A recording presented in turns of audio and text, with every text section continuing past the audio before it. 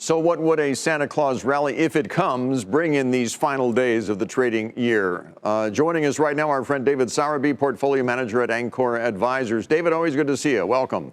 Merry Christmas, Bill. We've already had a good year, as Bob pointed out. A good December, best December on Wall Street since 2013. What would these last 5 days mean if we continue this rally? Momentum is still the market's best friend, as you indicated.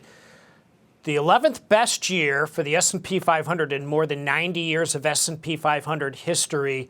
Let's just put it in perspective. This is Elf on the Shelf meets a Festivus miracle for year-end 2019 with momentum carrying into early 2020 because we're still in that seasonal period where stocks are going to be the investor's best friend and meaningfully outperform the low yields we're getting in the bond market.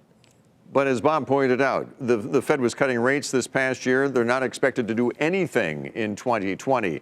We were worried about a trade war. There seems to be progress on that now. I mean, all of these headwinds that we're facing the market are falling by the wayside. Can it be that easy that we're going to see a higher market in 2020?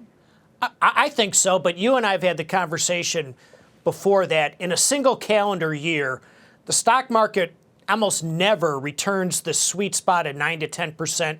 It's usually better than 13% or less than 6 or 7%. So next year, maybe a little more tepid growth for the stock market. But I think a stock market that still favors where you're going to see active investors do quite well, where there's a rotation into some of the laggards of this year, like energy and healthcare. Right.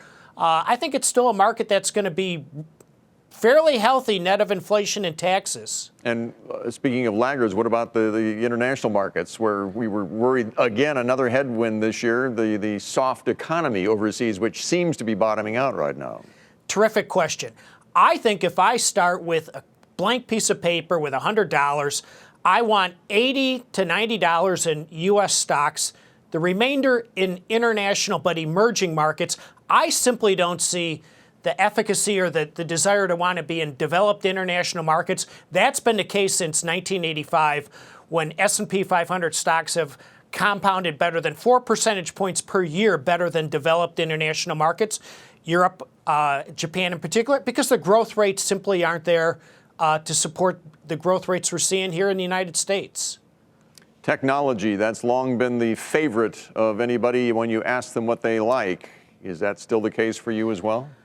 I think within reason, yes. So tech, we know this year was up better than 45%. Right. So for example, in the mutual fund that I co-manage, on the margin, we still have a good weighting in tech, but we've been on the margin reducing names that have done quite well this year. Apple, Accenture, Microsoft come to mind, and we've been adding to the names that we think have the better potential next year in healthcare, names like Amgen or CVS on the healthcare side.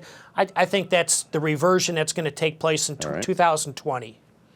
David Sowerby with Ancora Advisers. Merry Christmas and Happy New Year's. Likewise, right back at you, Bill. Thanks, David.